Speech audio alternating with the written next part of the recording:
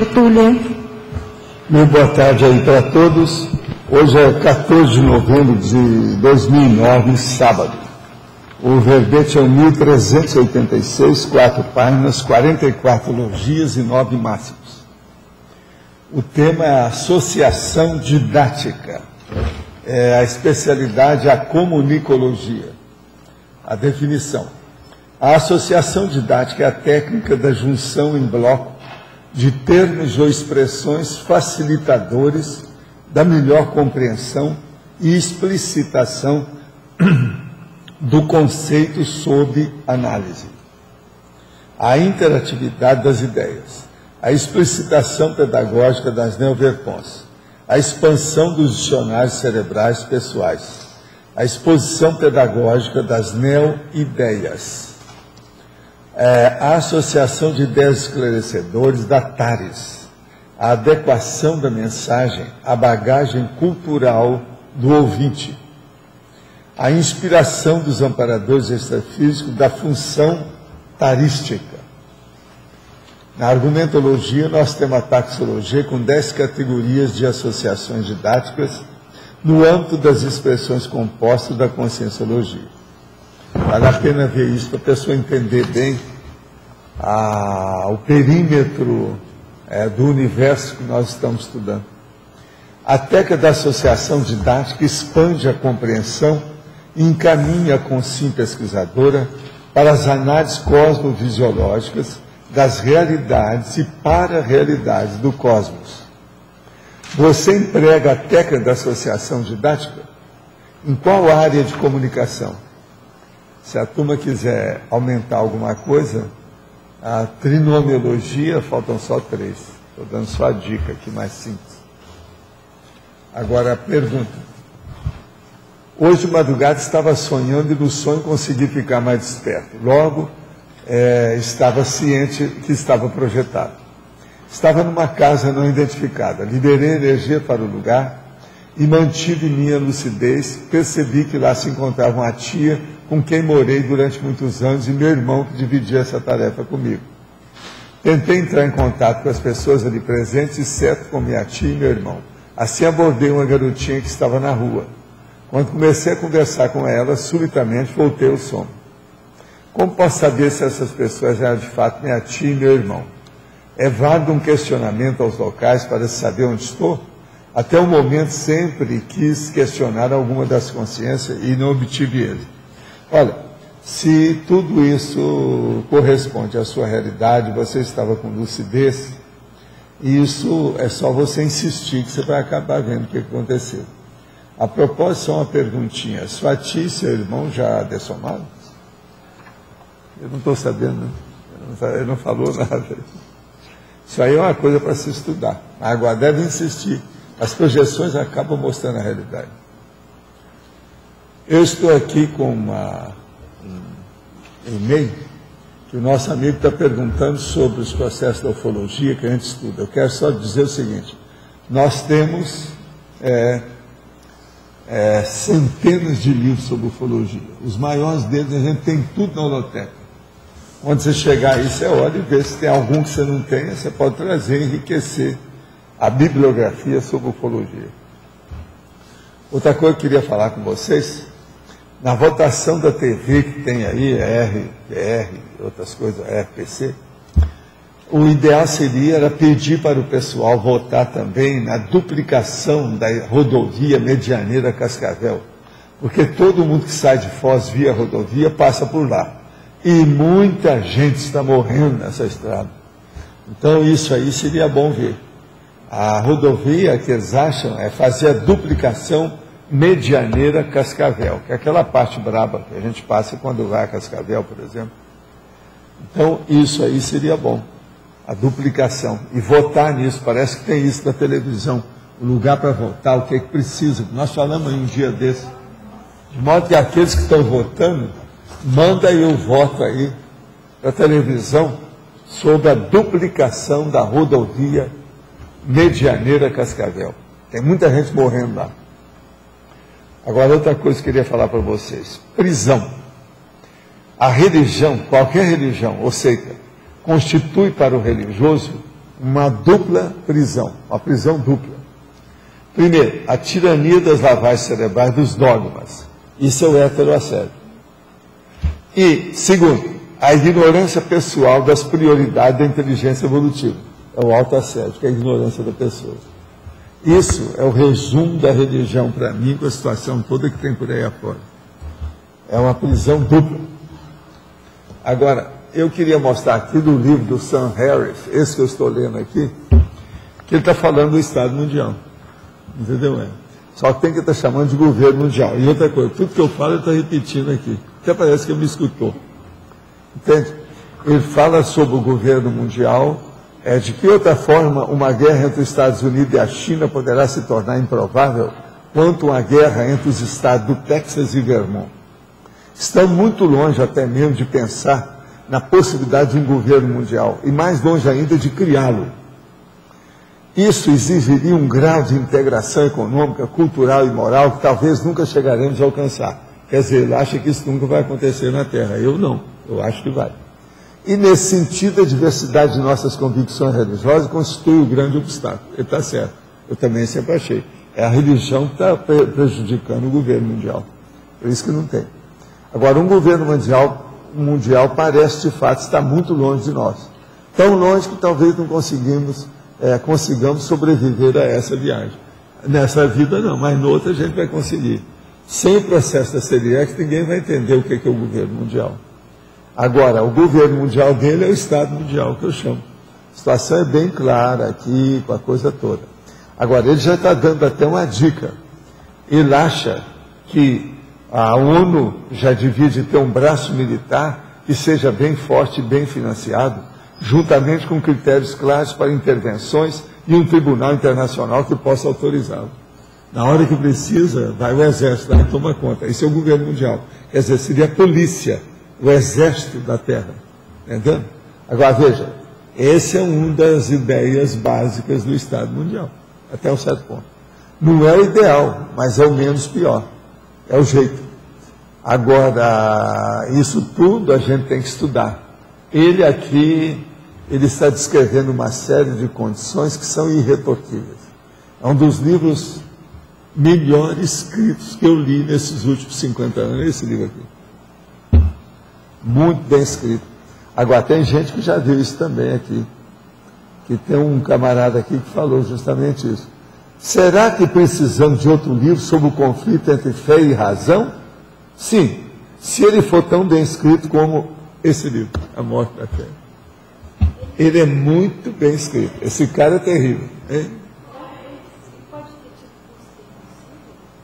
Eu não sei. Agora, ele tem uma cara, olha só a cara de irônico dele. Né? Parece que ele está rindo de todo mundo. Né? Ele é de 1967, é da turma jovem. Aí. Agora, o livro é muito bem escrito, sim. Muito bem feito. Ele domina a expressão e a comunicação. O homem é muito bom. Agora, o processo é que ele exagera, por causa dessa facilidade de falar, de vez em quando tem uns excessos, umas bobaginhas. Mas na fritada dos ovos, ele está certinho. No balanço geral do texto, ele é terrível.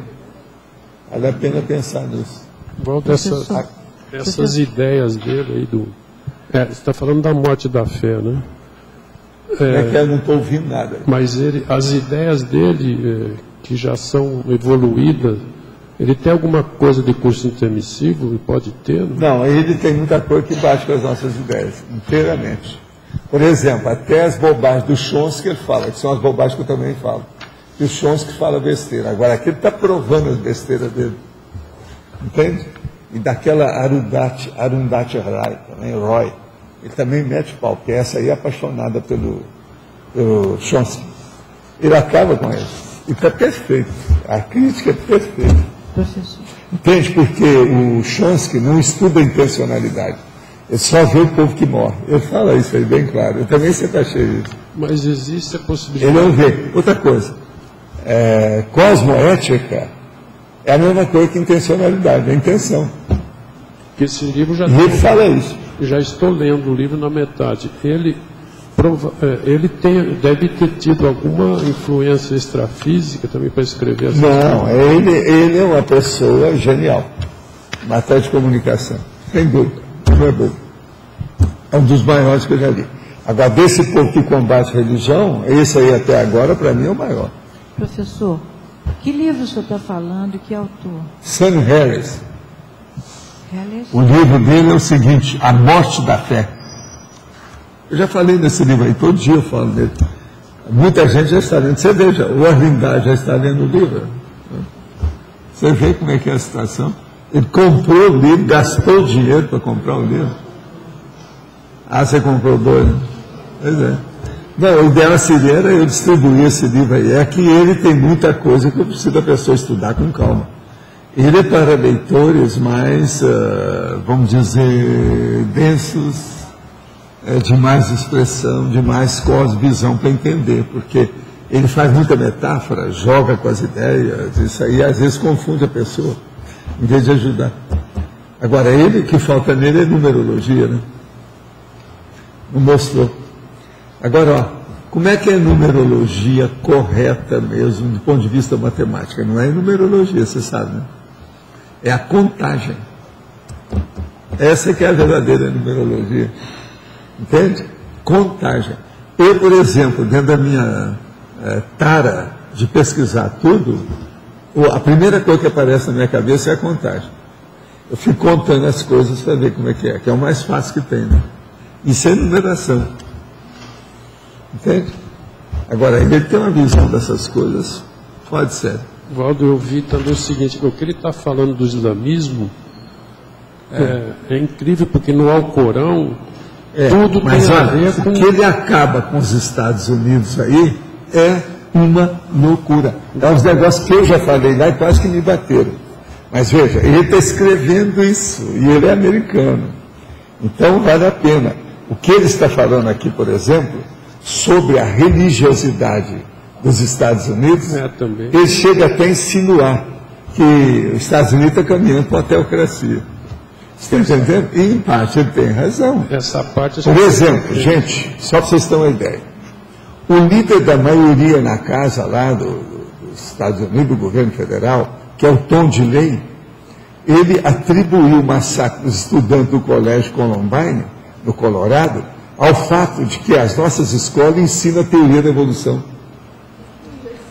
Agora veja, é o líder lá da maioria do Congresso americano.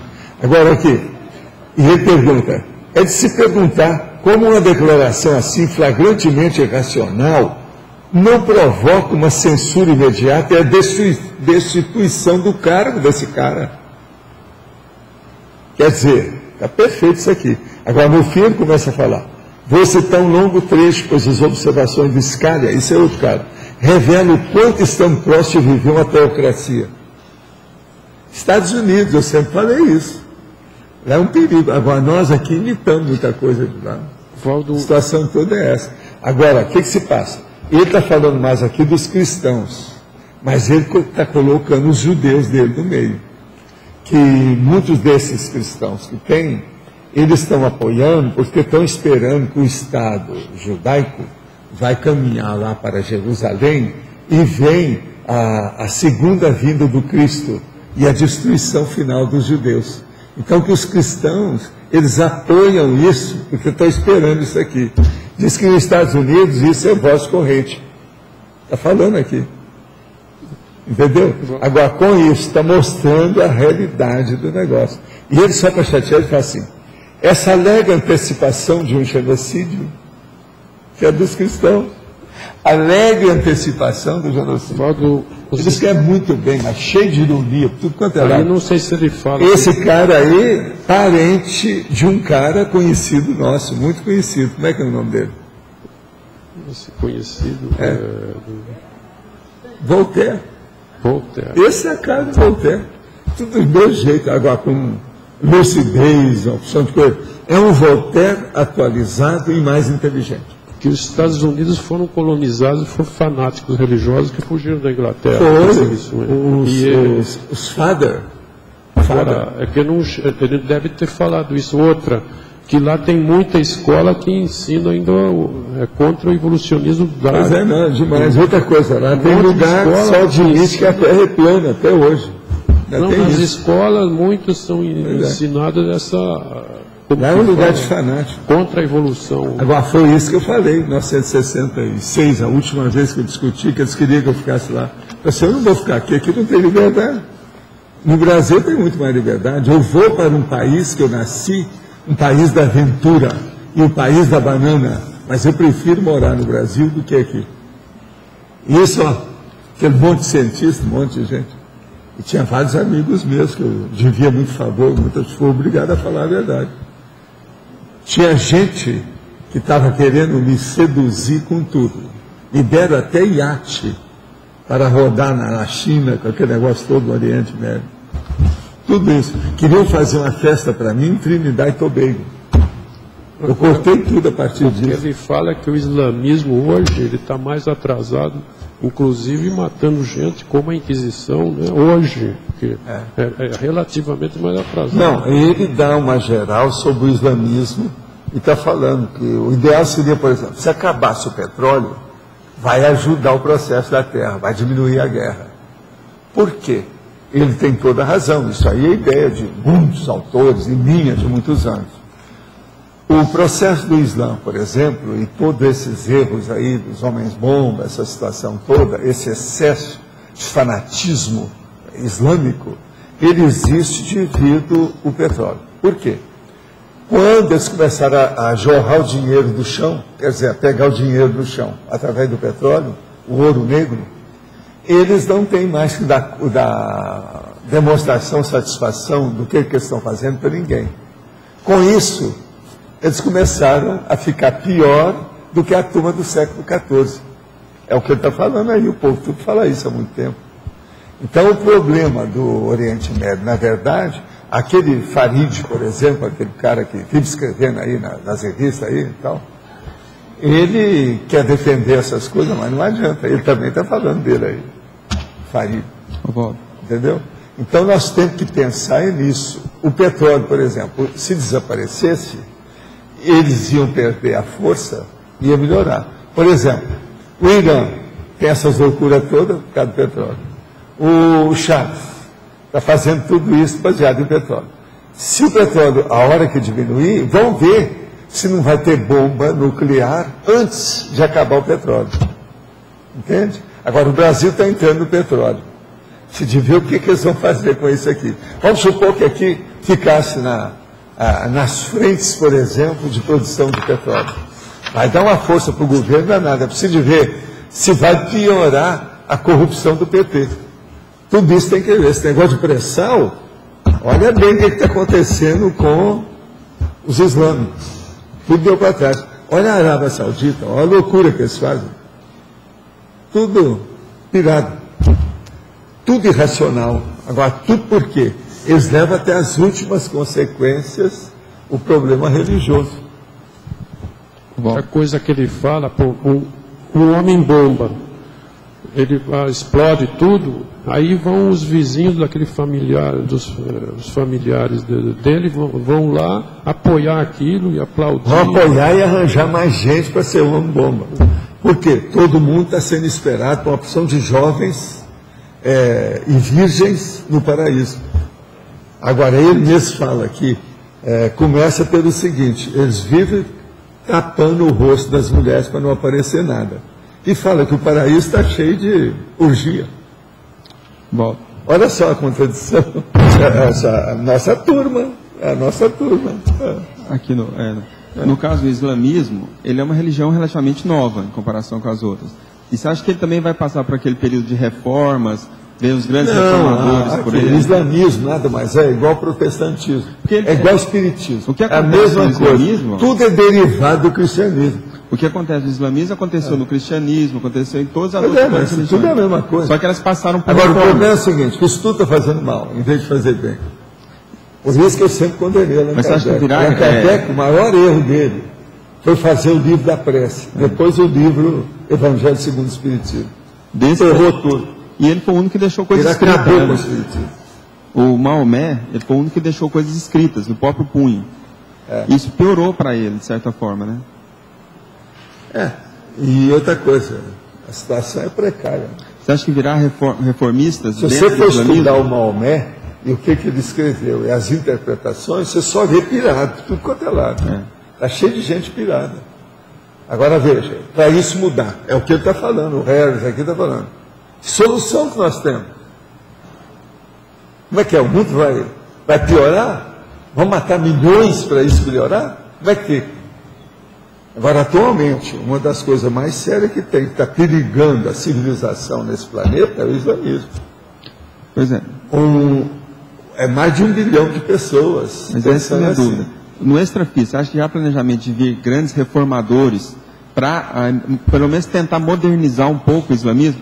Por isso que é bom, por exemplo, os árabes islâmicos, muçulmanos de Foz, pode dar exemplo disso. Porque existiram grandes consciências dentro do islamismo. Esse pessoal tem rabo preso com o islamismo. Eu também tenho muitos amigos assim. Eles têm que voltar lá, né? Tem. Agora, o problema é que é preciso ter cuidado no meio deles, porque você sabe, conforme o lugar, se nasceu em algum lugar, o processo aí, a punição é a morte imediata. Né? O cara não pode deixar o islamismo, né? Você sabe. Exceto que, a rigor, pelo Corão, ou ao Corão, que eles interpretam, e todos aqueles sharias e hadith, aqueles negócios todos que tem, a pessoa não pode deixar. A pena é a morte. Então ele se deve ter cuidado, ele sabe disso. Em certos lugares, se a pessoa nasceu lá, ela está aqui, mas ela nasceu lá, ele pode ser condenado lá. E eles vão em cima. O processo é pena de morte. Você não pode deixar a religião. Por exemplo, ele aqui mesmo está explicando isso, uma coisa pior ainda, mexendo com os americanos. Tem aquele Cat Stevens, que se tornou muçulmano. Se ele deixar, eles matam ele. Ele já explicou isso aí. Aonde ele entrou, na situação que ele está, é a pena de morte. Ele não pode deixar isso, é para sempre. Você já pensou se a gente agora fosse estabelecer a pena de morte para quem começou a ter neto? O cara começou a ter neto. Se parar, é pena de morte. Vamos arranjar o negócio. Que loucura, não? É? Você já pensaram? Uma coisa boa que leva para a morte. É sempre assim, a religião é isso. Aparentemente é uma coisa ótima, que mata. Então o cara morre feliz, pelo engano, pela ignorância, e vai para o paraíso com as virgens e os mancebos. Entende? E outra coisa, a descrição que tem é de orgia, o ambiente que tem, a beleza que é lá, muito mais do que essas descrições extrafísicas que a gente fala aí. Muito mais do que o Cristo espera por ti lá. Muito mais. Mas você acha que aquelas grandes consciências lá do século XI, XII, do islamismo, os grandes matemáticos, médicos que existiam lá dentro, esse pessoal tem um rabo preso com o islamismo. Ele vai voltar. Não é só isso. Esse pessoal está com o rabo preso até hoje aí no meio desse povo. Muita gente não saiu. Agora, os mais antigos são os judeus. Ainda bem que ele aí, que é filho de judia, ele também fala dos judeus. Que ele fala todas as religiões. Vamos dizer, o pan-judaísmo também é o sionismo, recolhe toda a religião. Não tem por onde. E ele fala, tem uns lugares aí que ele fala bem claro. Então, como é que fica? Agora, por exemplo, eu estou estudando umas coisas sobre um negócio sério. Vocês já ouviram falar no caso Dreyfus, ou Dreyfus, como é que se chama? Dreyfus, que é o francês. Muita gente já deve ter lido isso na história, Jacques, aquele negócio todo, tal. O problema do judeu, que foi condenado, e ele não tinha culpa, não é isso? Agora, eu estou vendo aí que eu queria defender a minha tese sobre o apriorismo, a priorismose. Então, ele sempre foi para mim a maior prova de loucura da priorismose. Se vocês verem o livro, hoje eu estava vendo agora, na hora do almoço, ele descreve direitinho, em 3 páginas, como é que o apriorismo foi criando, a pessoa foi criando, e eles foram encaixando a personalidade do capitão Dreyfus como sendo espião. Mas tudo ali, levado, um passando para o outro, é uma descrição perfeita, o livro é o máximo, esse livro aí. É um livrão sobre o caso Dreyfus. Agora, eu quero, para citar o livro, no que eu tenho estudado de apriorismose, entendeu? Que eu considero que é uma doença cronificada terrível. Agora, esse é o maior exemplo que eu posso arranjar, é o caso Dreyfus. Ele todo foi baseado na apriorismose. Muito embora, lá no livro, o povo que fez isso, a turma que está estudando, até hoje, ninguém nunca falou nisso. Que o processo é a apriorismose. Que eles nem sabem que esse nome quem criou fui eu. O Nostradamus, ele previu o caso Dreyfus. É. Eu vi. Agora, o que eu vejo é o seguinte, essa questão do caso Dreyfus, vale a pena ver. Agora, eu vou fazer meus dados e colocar depois na bibliografia, com as páginas todas direitinho, que é uma perfeição mostrar como é que as pessoas, elas vão colocando tudo para facilitar e fazer a convergência para defender o ponto de vista que ela tem devido à apriorismose. Isso é um perigo em matéria de pesquisa. Por isso que eu vim falando, vai devagar com andor, calma, o urubu observa bem o que você está falando, não tire conclusão precipitada. Agora, ele, uma vergonha. O processo, por exemplo, da caligrafia, porque naquela ocasião ainda não tinha o estudo da caligrafia nas escolas, na época do caso dele. Então, o que se passa? Eles olhavam e todo mundo tinha uma tendência de escrever bonitinho com a letra tendida, né, para um lado. Né? E ele escrevia, então, igual uma boa parte do povo, tudo igual. Então, eles já falaram que a caligrafia era dele. Então, colocaram um capitão, que era especialista em caligrafia, de cara, e não falaram para ele o que era. Eles estavam só suspeitando que fosse. Então, deram para ele. Falei assim, não, é a mesma. A caligrafia é a mesma. O texto é o mesmo do outro. Aí eles falaram assim, pois é, mas isso aí é o capitão Dreyfus. Nós estamos achando que ele é o espião. O negócio é muito sério. Como é que nós vamos fazer? Então, me dê uns dias, que eu vou estudar isso mais. Levou para casa, foi ver, e depois deu o laudo dele. Tem algumas coisas que não batem, mas de modo geral, eu confio no que eu disse. Isso foi uma das coisas que acabaram com o cara. Foi aí que começou tudo. Então, vocês vejam que a gente tem que ter muito cuidado na apreciação das coisas. Por isso que eu falo em detalhismo, exaustividade, circularidade, que é o problema do exemplo, você vai e volta, vê de novo, olha a lei do retorno. O caso dele é impressionante. Agora eu estou lendo o livro todo para anotar tudo que tem de apriorismose que eles não viram que era. Você está entendendo como é que é? Para ampliar a defesa da minha tese. Esse livrão que o senhor está falando é o Século dos Intelectuais? Não, é o caso Dreyfus. É um livrão. É aquilo que eu estava falando aqui esses dias. Eu daqui a pouco só vou conversar com aquelas pessoas que lê livrões. Aquelas que lê livrinho eu não vou conversar mais. Sabe como é que é? Vamos fazer aqui uma discriminação técnica. O que você acha, Érica? Você que gosta das coisas certinhas? Está certo?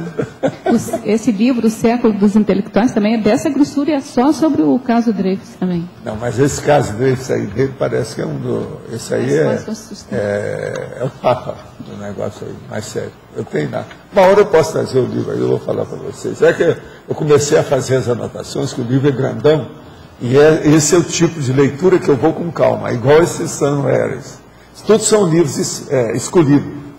Eu tenho meu livro da tertúlia, meu livro do almoço, meu livro do quarto, meu livro do escritório, meu livro do Olocito.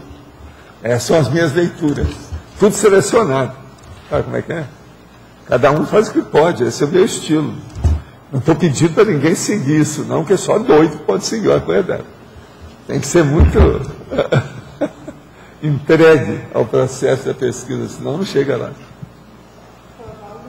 Mas tudo é associação didática que eu estou falando aqui hoje, tá? Eu estou dentro do termo. Tudo isso que eu estou falando é associação didática. Sim. Eu queria que o senhor... eu tenho uma dúvida e eu quero ver se é assim mesmo. Em fatologia, no final, adequação da mensagem à bagagem cultural do ouvinte. Seria mais ou menos quando eu vou falar com a pessoa, me nivelar... Eu vou falar com você. O ideal seria eu falar em alemão. Eu vou falar com o Luiz. O ideal é eu falar em espanhol de Buenos Aires, para ficar de acordo com ele. Eu vou conversar com o Jarbas. O ideal é falar em medicinês, que ele entende bem disso. E por aí vai. Você se adequa, fica adequada ao ouvinte, etc. Tal. Não seria no nível do conhecimento, então? Olha só, eu falei ouvinte, eu não falei leitor, eu não falei teletertuliano, não. É ouvinte, quer dizer, da boca para o ouvido. Então, isso tem que ser aquela conversa que você não esconde nada. Não é off records. Não seria no nível do conhecimento da pessoa. Está entendendo como é que é? Não seria no nível do conhecimento da pessoa? Pois é, mas você tem que falar no nível dela. Agora, a primeira coisa é a linguagem que ela tem. Uhum. Então, você, por exemplo, se a gente for falar em alemão, você vai entender mais. É que você não precisa disso, você já me conhece bem. Mas seria melhor, né, a gente conversar em alemão. Spreche Deutsch. Agora não pode. No seu caso, não, porque nós estamos aqui no Brasil, estamos mexendo com português, não podemos perder tempo com isso. Até porque eu não sei. Agora, no início, eu conversar com ele só espanhol. Hoje não. Hoje eu xingo ele em português, eu estou entendendo tudo. Mas é que para ele é bom é isso, falar em português, que daí ele aprende melhor o português. Pois é, mas é bom. Que nem como mas agora, você entendeu, então, o que é isso? A adequação da mensagem à bagagem cultural. Sim, foi mais ou menos o que eu imaginava. E não é só isso. Por exemplo, um professor vai dar aula. Primeira coisa, ele tem que ver qual que é a média dos ouvintes da aula dele. Por exemplo, ele foi numa cidade nova, não sabe o que é. Ele tem que adequar a comunicação àquilo que está lá. Eu, por exemplo, quando eu ia em uma cidade a primeira vez para falar de conscienciologia, eu ia de cara nas bancas de jornais principais.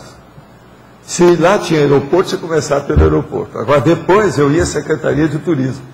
Tudo antes, eu sempre chegava antes. Então, comprava as coisas todas para saber o que era. Se a cidade é pequena, eu rodava e via todas as bobagens que tinha na cidade. Mas depois meter o pau, porque com isso eu atraía a atenção do povo. É o processo do Demóstenes, do ponto de vista de conteúdo. Então foi o que aconteceu naquela cidade lá de Minas. Eu cheguei lá, que eu sempre falo isso aí, que foi o maior auê. A hora que eu falei o negócio, foi uma onda.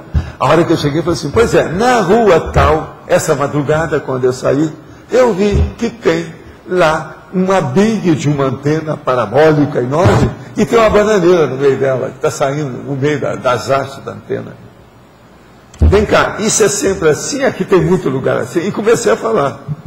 Tem na casa tal, número tal, rua tal, assim, assim, tem lá uma big de uma casa, tudo fechada por fora, e tem uma porta de meio metro.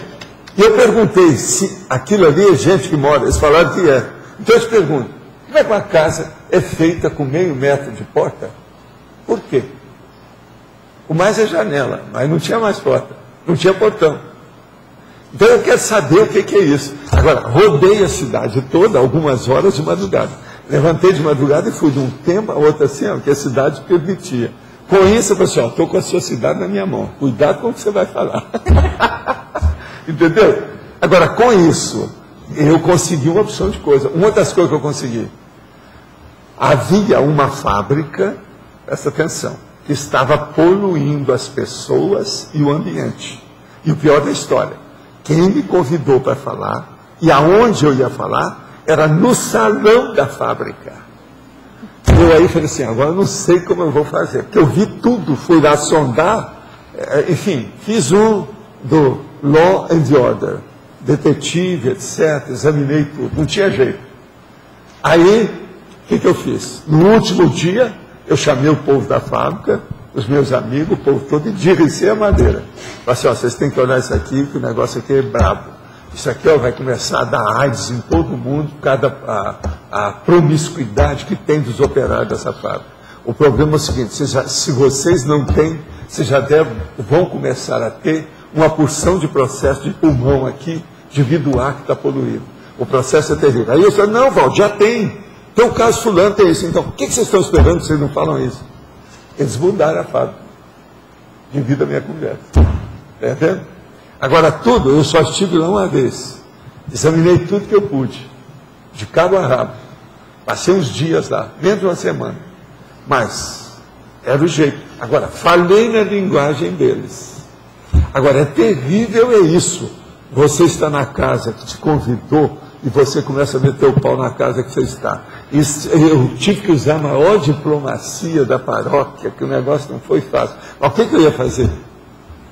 Eu não estava dormindo lá, mas o lugar o meu curso foi dado lá dentro. Agora, o problema é o seguinte, eles mexiam com cana e não tinha nenhum cuidado. O processo da poluição estava no ar da tal maneira terrível. Eu não vou falar a cidade, não, porque já consertaram tudo. Gente boa. Outra coisa, de lá saiu uma opção de gente. Tem gente trabalhando comigo hoje, saiu de lá por causa disso. Dessa ocasião. Agora, tudo é cidade interior, Minas Gerais. Eu fui lá defendendo as cores do Instituto. Com a situação toda. Mas valeu. E gente muito boa, inteligente, mas como é que vai fazer? Processo industrial não se brinca. Quantos filmes, quantos livros já não escrevi, quantos inquéritos, quantos processos de tribunal nós já não tivemos devido ao processo de poluição disso e daquilo. Arma, comida, remédio, tudo isso. Esse aí foi um que eu vi de perto. Terrível. Agora, sabe o que é que eu vi? Eu fui examinar lá onde é que estavam os operários, eles estavam tudo naqueles andares assim, sabe como é que é? Uma cama em cima da outra. Tem vários nomes para isso. Os beliches. Agora, o que se passa? Numa condição que estava no meio da poluição e tinha gente com AIDS. Aí eu falei com os médicos, não, eu quero saber. Chamei um dos médicos lá e falei assim, vem cá, você já viu AIDS aqui? O negócio não está pegando aí não, por causa desse processo. O convívio que está aí, o jeito que está aí. Você está vendo um monte. O negócio é muito sério. Agora está começando a aparecer câncer de pulmão. Aí eu falei assim, é justamente o que eu vi. Agora eu falei assim, por que vocês vão me falar nisso? Não, se falar aqui é uma arruaça danada. Agora é bom você falar, você veio de fora. Aí eu entrei com a história. Você está entendendo como é que é? Então agora, tudo isso é o problema. A bagagem cultural do ouvinte, você tem que falar aquilo que precisa. Agora, eu sempre vi a bagagem que pegava aquilo que estava errado. Você pôr o dedo na ferida, isso ajuda. Lá eu peguei pequenas coisas assim, igual a bananeira na antena. Eles nunca tinham percebido isso. Agora, teve gente lá na hora falando, não, mas você não está exagerando? Eu falei assim, faz favor, quem é aqui que vai sair, vai lá, rua tal, não tal, vai lá agora, e volta. Cidade é pequena, né? 20 minutos depois chegaram, volta tem razão, está tudo do jeito que ele falou, está lá mesmo. Outra coisa, casa realmente só tem aqui, ó, a entrada é desse tamanho. Fulano, eles olharam assim, não, pô, assim, fulano aí, ó, você não passa lá, você não entra naquela casa. Entendeu? Tudo assim, preto no branco, para valer. Isso aí ajudou. Tem gente que está trabalhando comigo na conscienciologia por causa dessa realidade. Né? Aí, teve uma moça de lá esses dias aqui, que ela está querendo vir para cá definitivamente, porque ela mora em Belo Horizonte atualmente. Que era de lá. Tá? Agora, esses dias. Obrigada. Posso falar? Em detalhismo, aqui em neossinapsologia, você poderia ampliar aí as neossinapses docentes favorecedoras das neossinapses discentes? Sim. O problema é o seguinte, as minhas neossinapses favorecem as suas. O problema é esse. Quem dá aula tem que saber um pouquinho mais que a média dos alunos.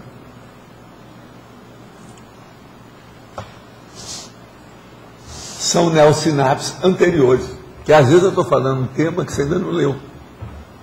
Eu não, já estudei, já queimei as pestanas em cima daquilo. Eu tenho mais neossinapses. Agora, a hora que eu falo, começou uma ideia nova, começa as neossinapses em você. Então, o processo do magistério, o problema da docência, da aula, a pedagogia, a didática, é uma coisa seríssima. Devido ao problema da ideia nova. Escuta só, você já pensou quantas ideias novas eu já não dei para você na minha vida? Mas isso tudo o que é? Neossinapses. Peguei.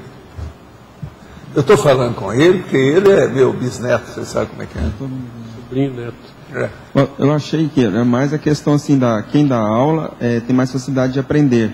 Também não é isso, aqui no caso? Também. Mas não é só isso. O que eu falo é o seguinte, em toda aula, às vezes, pode ter um aluno que sabe mais do que o professor. Isso é muito sério. E a gente não pode desprezar ou menosprezar a inteligência alheia. Isso é muito sério.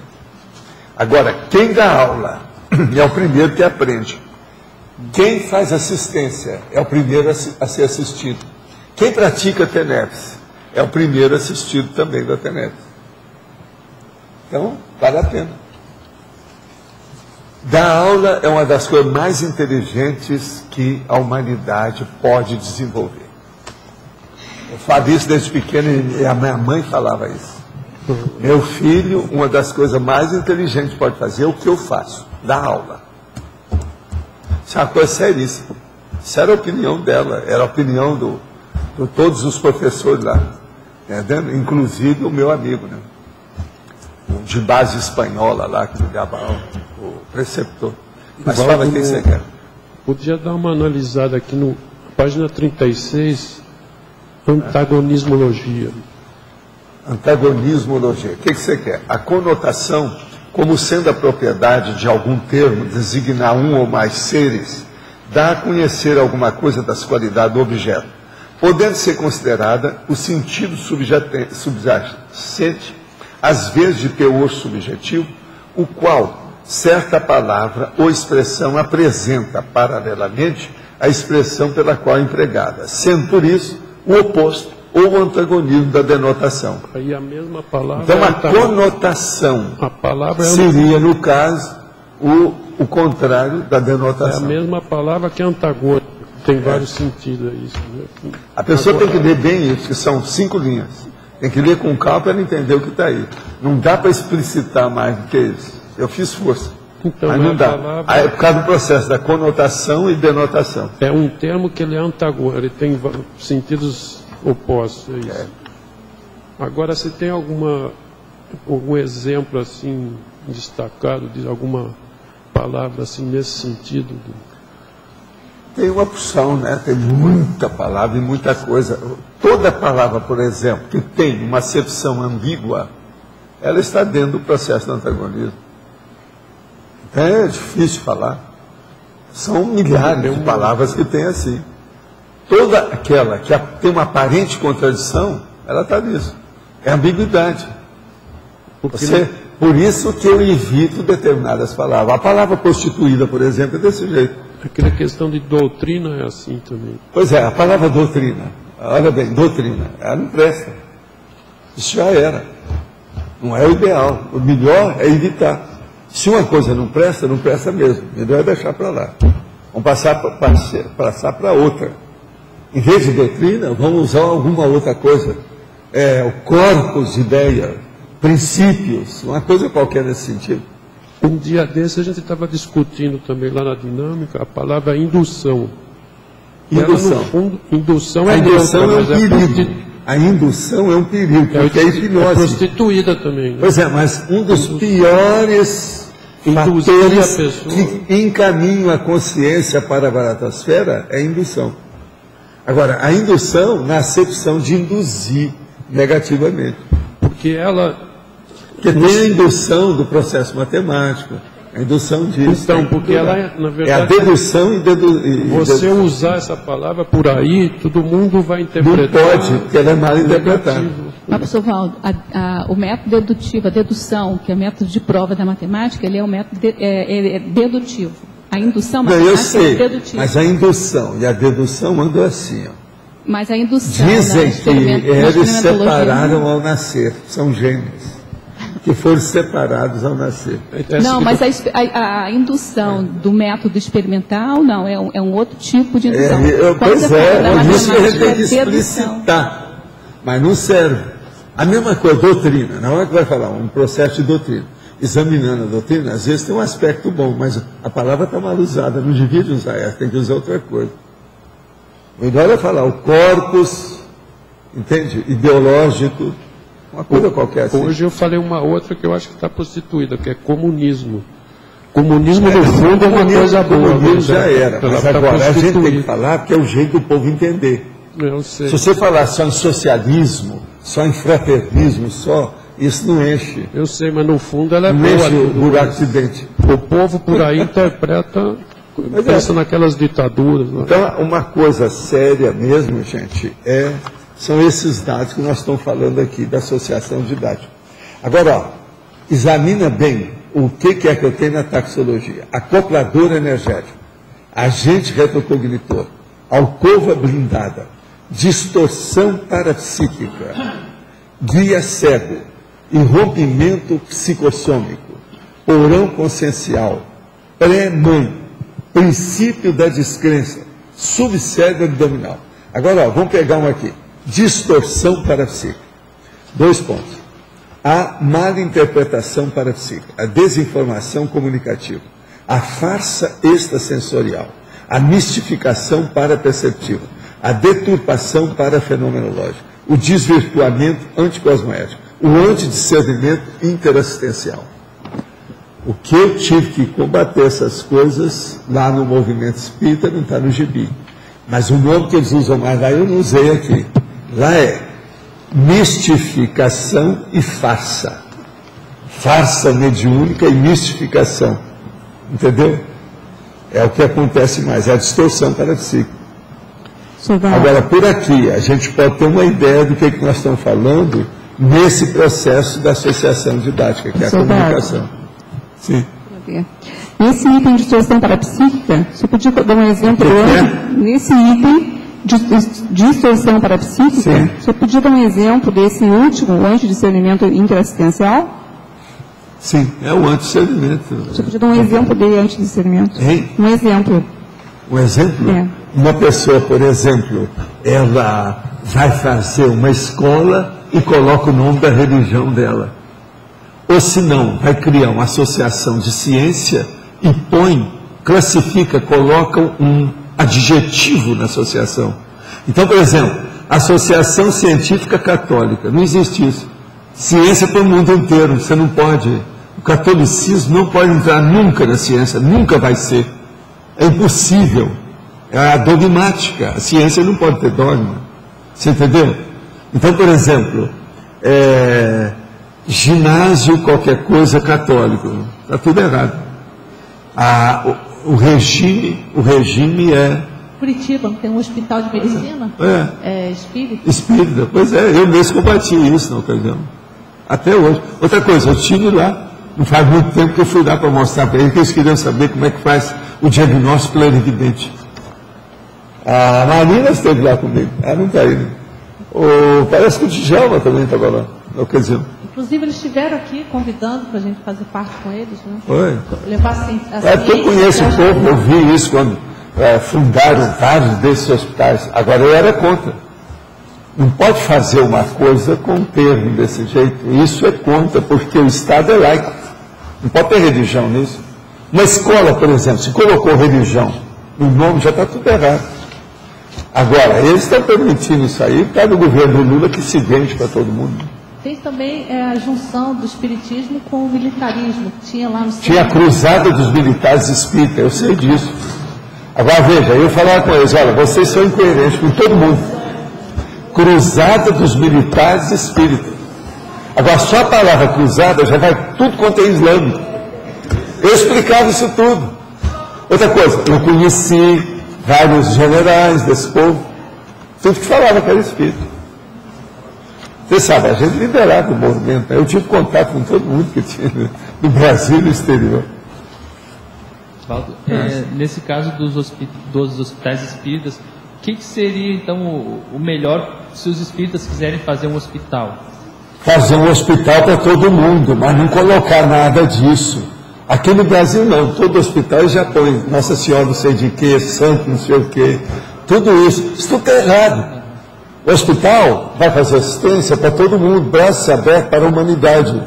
Não pode ter sectarismo, isso é o dogma. Agora veja, essa mentalidade está longe.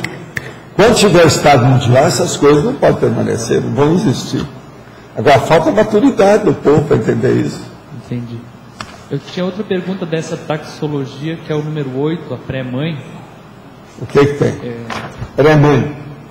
A condição para-assistencial, a consincobaia parapsíquica, as semipossessões benignas, a personalidade extraterrestre, a paramaternagem pedagógica, essa que é a mais brava de todas, a cosvisão multidimensional, o monólogo psicofônico. Agora veja, a paramaternagem pedagógica é a pior coisa que tem. Eu sei que estou passando por isso. E onde que você tirou ainda mais a afinidade para trabalhar com um extraterrestre? Como é que foi? Porque nós todos temos milhões de consciência no nosso grupo evolutivo. E tem uma porção de vocês que tiveram contato com ele, com o povo lá e outras coisas mais. Por que não? Outra coisa, quando a gente começa a ficar um pouco mais lúcido durante a intermissão, você faz as excursões interplanetárias. Então você arranja uma opção de amigos, etc. Toma café, atualiza as fofocas. Não está entendendo como é que é? Entre os planetas. Você considera que essa afinidade, o mais sério, foram as excursões ou o período que vocês tiveram? Eu não entendi isso aí. Por favor. O período que vocês tiveram em curso intermissivo e excursões interplanetárias? Eu não tive em curso intermissivo com ele. Eu tinha contato de outro modo, mas não foi no curso intermissivo. Agora, quando ele chegou, tinha que adaptar da estaca zero. E eles queriam que fosse assim para poder estabelecer as dicas do desenvolvimento. Então, a maior dificuldade que a gente tinha com ele era o processo, no caso dele, com o da gente humano, era o problema da comunicação verbal, o mecanismo da fala. Esse foi o pior que tinha. Ou que demorou mais. Eu demorei anos. Agora, eu tive contato com essa consciência só mais de meio século. Um pouquinho mais de meio século. Entendeu? Só para você ter uma ideia. Agora, chegou num ponto que ele estava igual o enumerador.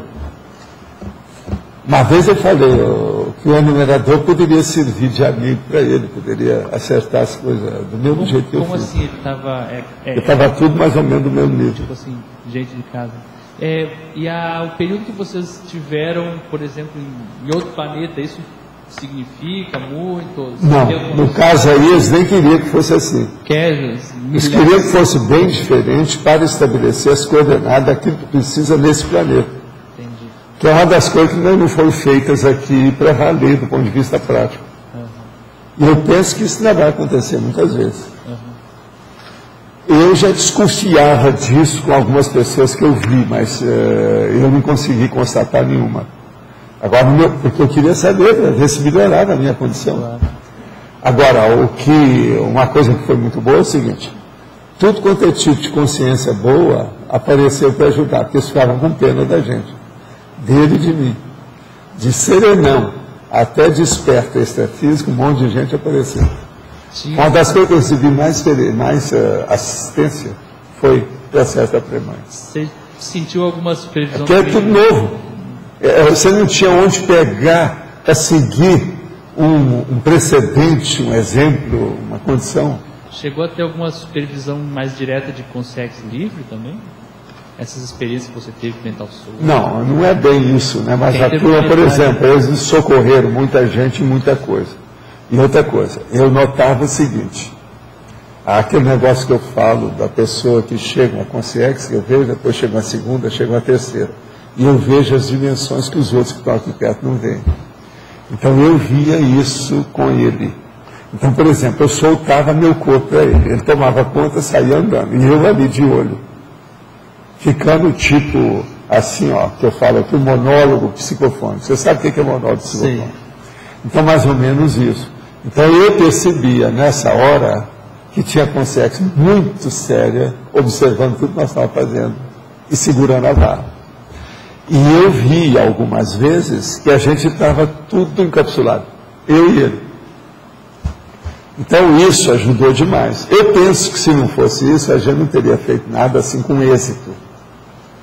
Agora eu vi que nós tínhamos conseguido o negócio depois de algumas dezenas de anos, que eles andavam, por exemplo, em Ipanema, está entendendo? Sozinho. Agora, teve curso meu lá no Instituto que a gente mostrou, era ele. Ele começou a pular, saltar, mostrar para os outros que era ele que estava tomando conta de tudo. Todo mundo via que não era o meu estilo. Entendendo? Era o dele, porque ele era mais faceto, ele era mais assim, cômico, entende? Do que eu. Muito embora eu tenha bom humor, mas eu não sou, ele era muito piadista, com a opção de coisa e tal. Você via que não é a minha personalidade, meu jeitão. Entendeu? Agora, a gente tinha muita afinidade na opção de coisa. Em matéria de pesquisa, ele era muito bom. Entende? Que ele achava que ele era uma espécie de engenheiro no planeta dele. que equivaleria a um engenheiro de Furnas aqui, ele sempre falou isso. Mas ele não gostava das coisas aqui. É tanto que ele tinha que se adaptar. Porque ele não gostava de nada quadrado, ele gostava de tudo redondo. Por exemplo, aqui, ó, ele ia gostar, porque tem tudo redondo e tal. Isso aí já melhora. Mas possivelmente ele vai assim, não, mas aí não é redondo. Aqui, então começa a ver que os livros são quadrados. O que ele falava alguma coisa disso? Que os livros são todos quadrados. O quê? Livro. Não, livro não olhava o processo por aí, não. Agora, o problema dele é que ele tinha umas percepções, inclusive oculares, que levavam a ele ter preferência pelas coisas redondas. Isso é normal, o circular. Será que ele tinha um livro redondo? Que é o problema em vez do quadrado, você está entendendo? É o redondo, a curva. Que é uma coisa que, com o passar do tempo, tudo caminha para o redondo mesmo, para a curva. Isso é normal. Certo. O próprio Einstein tem problema com esse negócio de curva, né?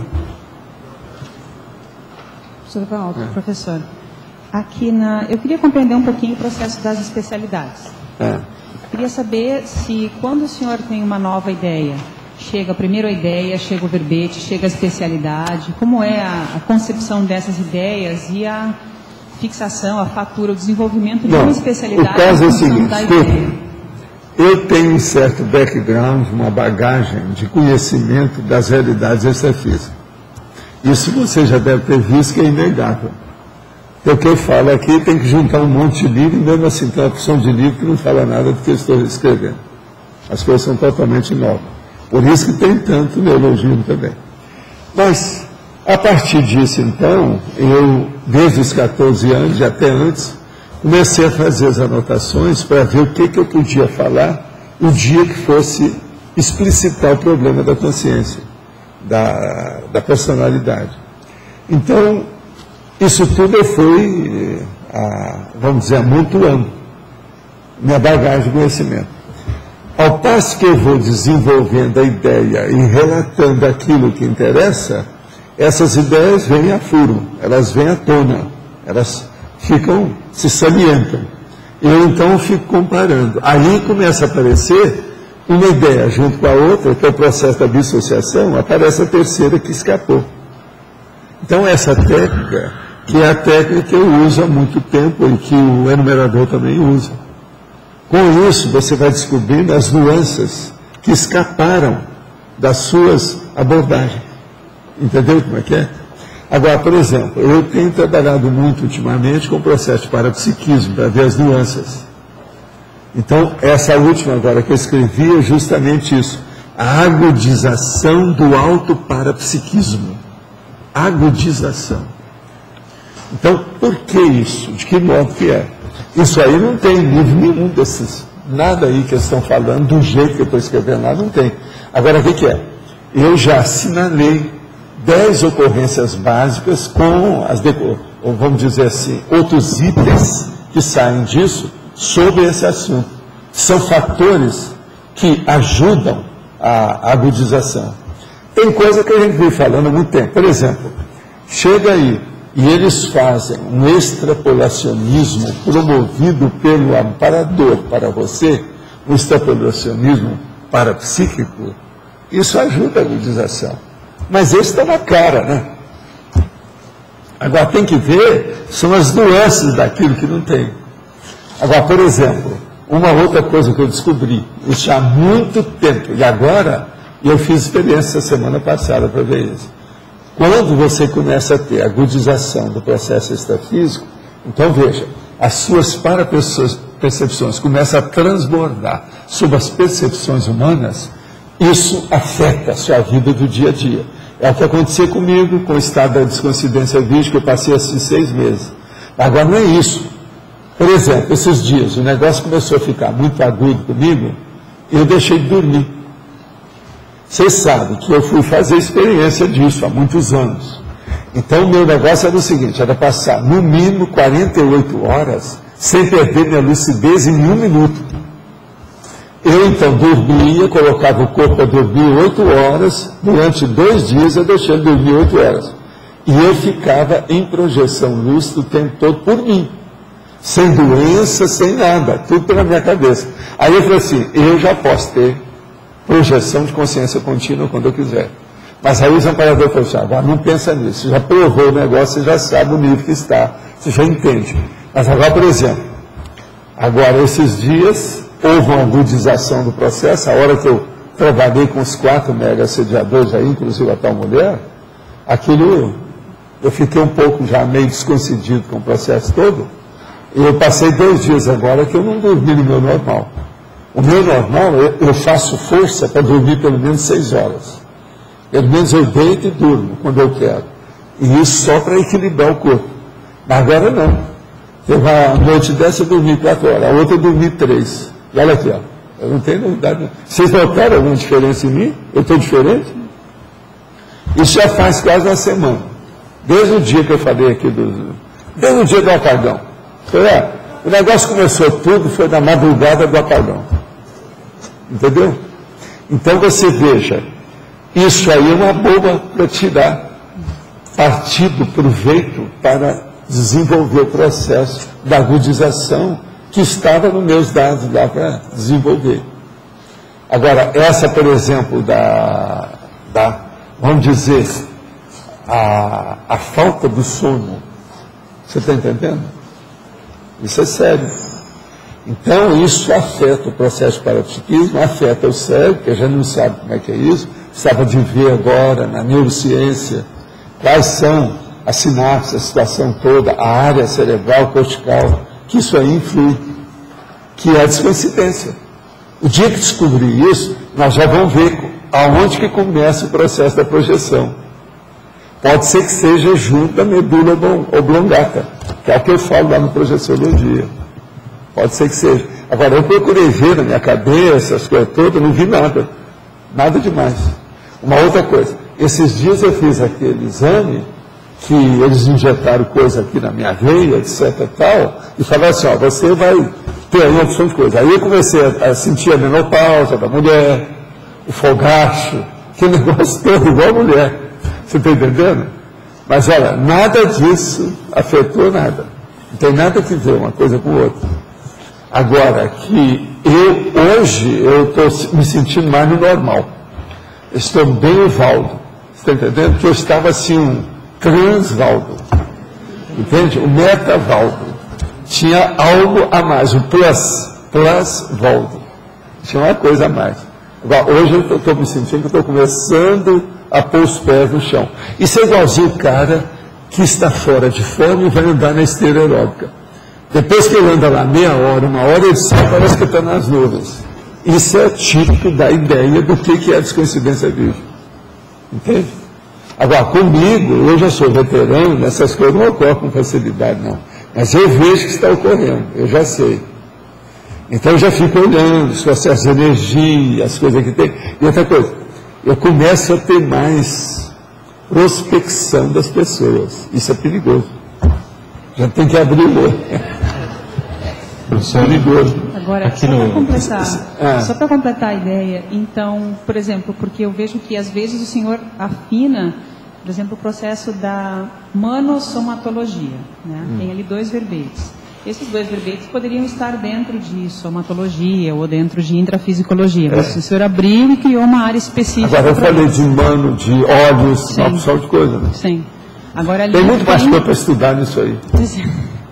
Lembre-se, só de dados sobre ossos, músculos, etc., tem mais de 200 no corpo. Agora, esse refinamento que o senhor está começando a fazer, então, trazendo para nós com relação ao parapsiquismo... Estou dando exemplo. Sim. Vocês têm que fazer pesquisa daquilo que tem. A gente tem que se virar. Eu estou dando só a dica. Ó, o precedente é esse, só o exemplo. Sim. Parte daí. Certo. Tem muito mais coisa. Uma última pergunta. O estudo do universalismo seria a universalismologia? Até um certo ponto, sim. Eu já falei, já usei esse termo. Ah, ok. Não sabia. Ok, certo. Mas agora, o que eu gosto de usar mais é a holofilosofia. E a holofilosofia dá um processo desse. O outro nome que eu uso também é megafraternidade, ou megafraternismo. Também serve para isso. É o jeito. Professor, aqui no B. Em relação aos máximos, eu observei que nessa taxologia, cada item tem 7 enumerações, tem 7 enumerações horizontais. Nós poderíamos considerar como máximos? Eu não entendi nada. Na taxologia, cada um dos itens tem 7 itens enumerados. Não, nesse aí eu não ponho como máximo, não. Esse aí eu não ponho. Pelo seguinte, está muito bagunçado isso aqui. Tem uns que estão perfeitos, outros não estão. Por exemplo, o guia cego está perfeito. Se vocês quiserem, pode considerar esse. Aí, ó, tem que ver a Minerva lá, o voto de Minerva é dela. Ela que tem que ver. Tá bom. Agora aqui, os outros estão um pouco bagunçados, tem muitas expressões compostas, etc. Às vezes eu evito. Eu gosto da coisa mais nítida. Estão em bola no meio de campo. Mas você está no caminho. É por aí. Você entende isso tudo.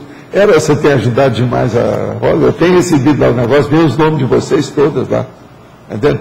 É você, a Mi, tem várias aí. A minha equipe está uma fera. Eu já estou até com medo de vocês. De vez em quando eu olho assim para ver se vocês estão presentes, para ver o que eu falo e o que eu não falo, porque o negócio está bravo. Fala, William. Professor, sobre a questão da pré-mãe, o professor conheceu alguma outra consim que viveu analogamente ao próprio professor isso daí? É isso que eu pedi desde o início. Assim, me mostra o precedente, fala que eu vou lá, faça até viagem, vou fazer entrevista, porque não adianta. Você não vai achar nada nesse livro. Agora, tudo foi preparado. Eu me preparei disso antes de ressomar. Está entendendo? Agora, por isso que eu tenho macrosoma, é um dos campos que tem, porque com isso é mais fácil. Agora, quando ele foi embora, o M, eu virei para ele assim, ó, da próxima vez que você for fazer isso, você vai fazer com uma pessoa que não tem macrosoma. Só para chatear, né? Queria só ver o que ia acontecer. Eu justamente ia perguntar, professor, como foi esse acordo para fazer esse serviço da pré-mãe, vamos dizer assim? O problema todo é a elasticidade do psicossoma, meu. Então, por exemplo, eu não podia ter um psicossoma com muita cicatriz. Se eu tivesse cicatriz demais, ia perturbar todo o processo da transfigurabilidade. Agora, como eu estudo isso há muito tempo, você pensa bem, eu era rapazinho e queria estudar tudo sobre perispírito. Eles perguntaram para mim assim, o que você se interessa mais no espiritismo? Eu era menino. Nas aulas de moral cristã, quando estava saindo, eu quero estudar o perispírito. Já era as ideias tudo na minha cabeça, com o negócio todo. Que é o psicossoma, né, que corresponde ao psicossoma. Que é o corpo organizador, ou fator organizador do corpo humano. A genética se manifesta com vamos dizer, a anuência da paragenética. A genética se manifesta através do psicossoma. O que é exatamente um psicossoma sem cicatriz? Sem cicatriz é o seguinte, eu não podia, por exemplo, eu não podia ser uma pessoa que chegasse aqui assim. Senão o negócio, já pensou? Ficar incorporado com a situação toda no meu corpo, o meu sistema nervoso, e estourar tudo. Eu ia ficar doido, que é o que acontece. E isso é uma possessão maligna. Mas esse processo de não ter cicatriz, ele é inerente à evolução? Ou a cicatriz que eu falo, presta atenção, duas. Vamos entender o que quer dizer com cicatriz do psicossoma. Presta atenção. Em medicina, como é que é o nome que se dá quando fica a rima, como o povo chama, aquilo sobrou os vestígios? Não, o que mais tem? Não, é estigma, queloide, como é que é aquela doença que voltou recidiva, o que mais? Tudo isso, teria que fazer uma listagem disso para mostrar para você. Eu não podia ter nada disso. Está entendendo?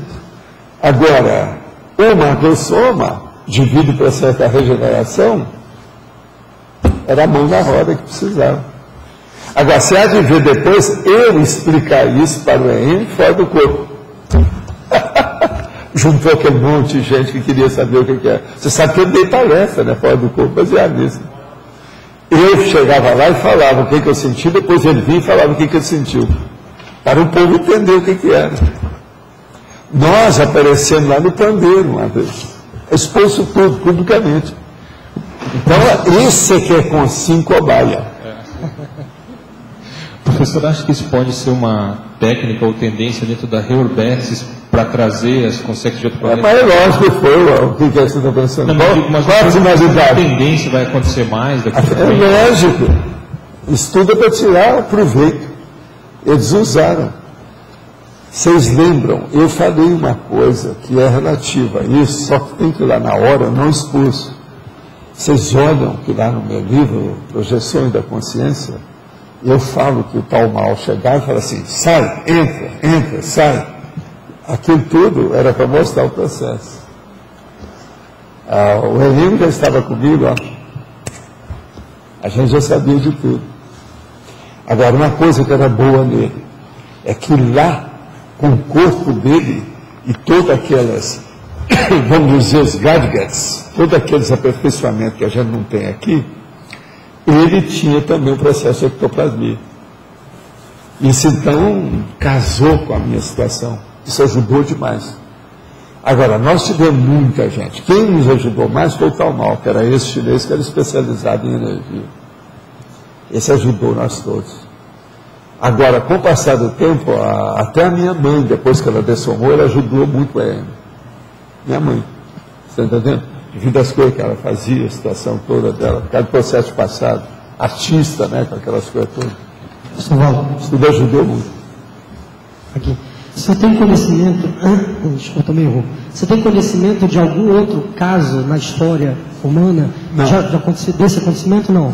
Tem muita coisa que eu não tenho conhecimento, claro, das coisas que precisava. Por exemplo, eu não tenho conhecimento de ninguém, uma bobagem, que tenha guardado, como eu falei aqui um dia desse, 9.800 livros, fez uma casa e guardou durante 22 anos, por causa do processo do espaço, que é problema da Procene. E depois eu vou lá e tiro todos os livros certinho, em 22 anos, e levo, está tudo aí.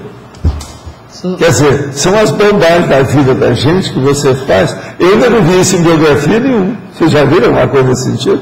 Não. Deve ter havido, mas eu não sei. A mesma coisa, nesse caso aí da Premãe, pode ser que aconteceu, mas eu não sei.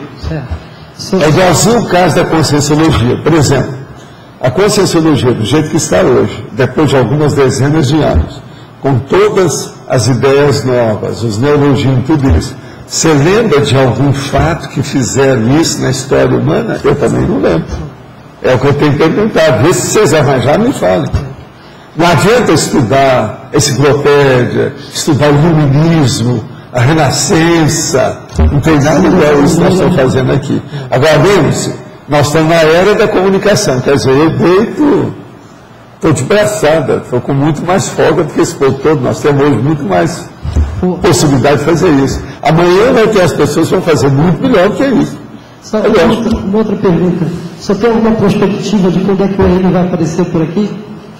Sim. Não, até agora não tem nada. Eu acho que ele tem que se mexer muito. Eu acho que ele só vai melhorar depois que passar a fase da adolescência. Isso é... Eles me perguntaram o que eu achava. Você sabe, até um certo ponto eu era uma espécie de médico para ele também, né? Eu era um médico. Médico, pai, amigo, mãe, tudo ao mesmo tempo. A situação era precária. Hoje ele estaria com quantos anos físicos, mais ou menos? Você tem ideia? Hoje?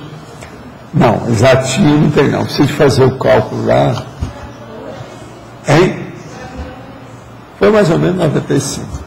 Então, ele deve estar mais ou menos hoje exatamente com adolescência, 14 anos, 13 anos, por aí. É por aí. Obrigado. Professor, queria voltar a essa questão do psicossoma sem cicatrizes. Então, eu tinha uma noção toda equivocada, porque eu entendia que, por exemplo, o serenão seria aquela consciência que teria o psicossoma mais cheio de cicatrizes. Mais cheio de cicatrizes, mas que ele domina, é a mesma coisa que eu não tenho. O que é? O meu é cheio de cicatrizes, mas eu domino, mas não domino igual o serenão. Eu domino o meu nível, mas que quebra o galho, né? É a minha indústria de fundo de quintal, prata de casa. É o que eu posso. Dominar energeticamente, mental somente. Não, mas não é isso. Você ainda não pensou. Esquece o negócio de dominar. Você vai pensar o seguinte: Eu uso o psicossoma sem ele me ofender. Ele não cria problema para mim, ele não me embaraça, ele não me atrapalha, ele não é um travão. Tem um monte de gente que eu conheço, se fosse fazer uma coisa dessa, ele não durava uma semana. Ia dar distúrbio no cara, que seria uma loucura, ou na mulher. Entende?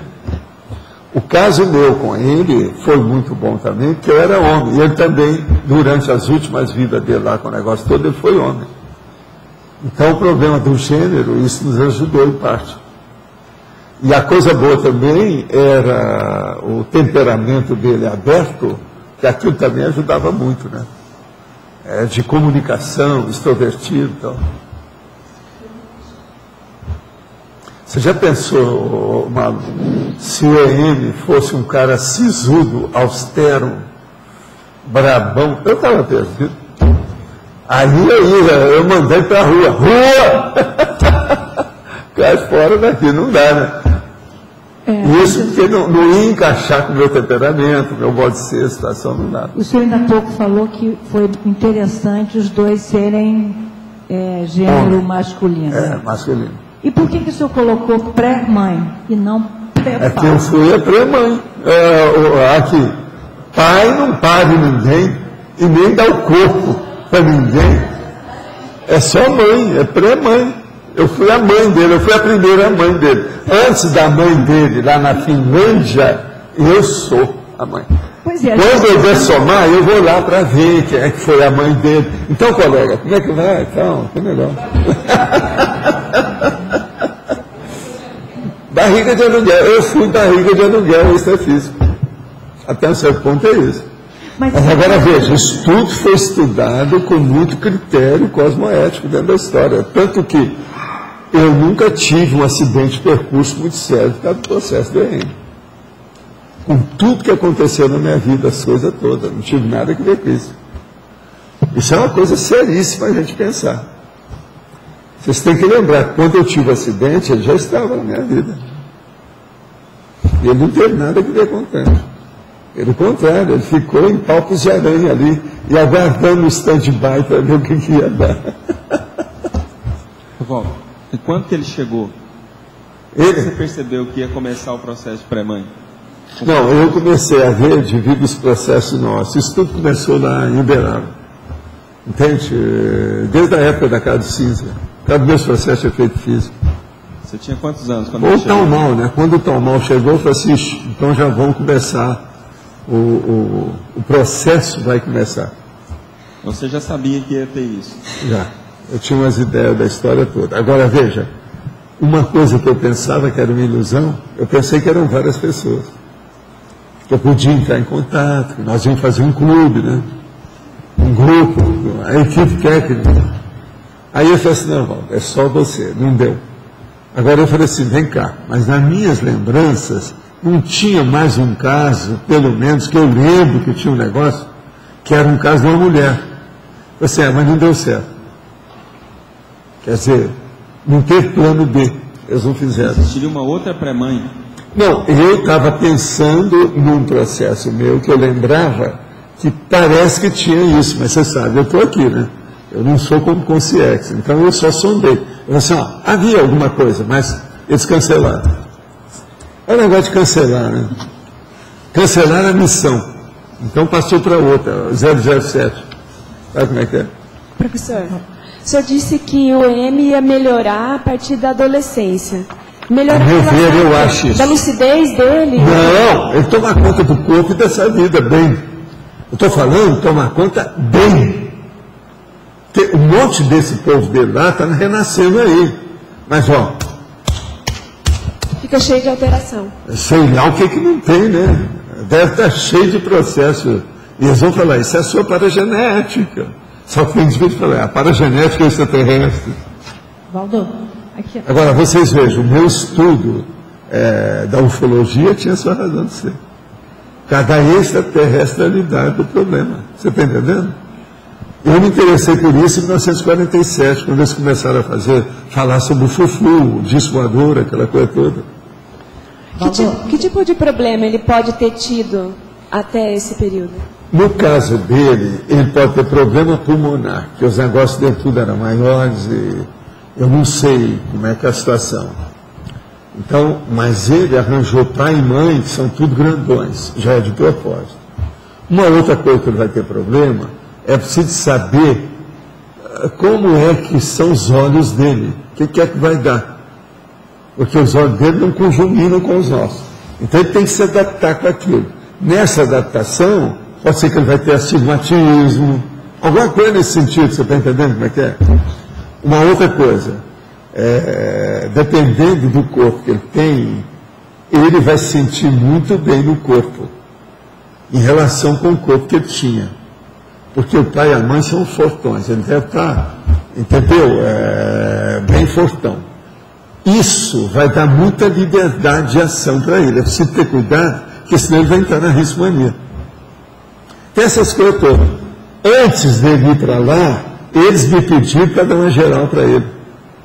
Então eu peguei o meu filho, igual a mãe, e fui falar: meu filho, a sua profissão vai ser essa, seu destino, tal, tal. Você está entendendo? Fui falar para ele o que ele devia de fazer, como é que era.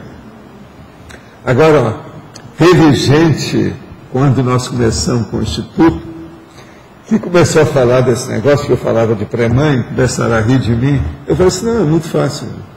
Você foi mãe antes, você já foi fêmea antes, muitas vezes. Agora eu não tenho vergonha de falar, você tem. Aí eu peguei o livro de coração para coração e falei assim: ó, eu recebi essa psicografia. O que você acha? Você acha que o médium que não foi mãe em alguma época pode ter recebido mensagem igual essa? Aí entupiram a boca, ninguém nunca mais falou nada de pré-mãe para mim, nada disso, ficou por isso. Agora foi o de coração para coração que tapou a boca do povo. Agora foi a inspiração que o enumerador me deu. Não, ó, mostra para eles o livro. Ele falou: mostra para ele o livro. Aí eu fui lá e falei: está aqui, ó, leva para sua casa, dê o livro para o cara. Veja. Então veja, essas coisas todas são coisas novas. A gente tem que debater, tem que pesquisar, tem que estudar. Nós estamos engatinhando com tudo isso. Paulo, só revendo aqui a data, foi no 72 de Miami, que foi em 98 a gravidez, não em 95. Pois é, mas eu calculo que ele esteja na adolescência. Eu estou certo. Então, 10 anos. Olha lá, olha bem o processo da adolescência. Após a adolescência, quantos anos tem? Olha lá, é até antes dos 20. Então, agora ele está com 10 anos, no caso. Pois é, adolescência. Ele está na adolescência. Ele é teenager atualmente. Agora, a minha mãe, eu tenho uma leve impressão que é menor que ele lá. Tem vários que foram para lá, né? Agora, o tal mal está na China, mas esse é o mais novo deles todos. Desse povo todo está renascendo, ele é o mais novo. Intrafisicamente, ele vai encontrar com a sua mãe lá? Eu não sei. Eu penso que vai, porque a minha mãe andou ajudando ele muito, extrafisicamente, no fim. E eles colocaram a minha mãe dentro do processo, entendeu? Do desenvolvimento da coisa. Então eu sabia que alguma coisa ia acontecer com isso. Agora, ele e a minha mãe, a cara de um focinho do outro. Tá vendo? Minha mãe era muito assim, artista. E ele também era uma opção de coisa. Ele falava que era engenheiro, aquela coisa, mas muito artista, né? O temperamento dele, aquela coisa toda. Então eles se conjuminaram bem, dava certo. A coisa é séria. Vamos ver o que é que vai dar. Agora, outra coisa. A gente não sabe também do círculo de relações que ele vai ter com o povo que já renasceu lá, que é da terra dele, tá? do planeta dele.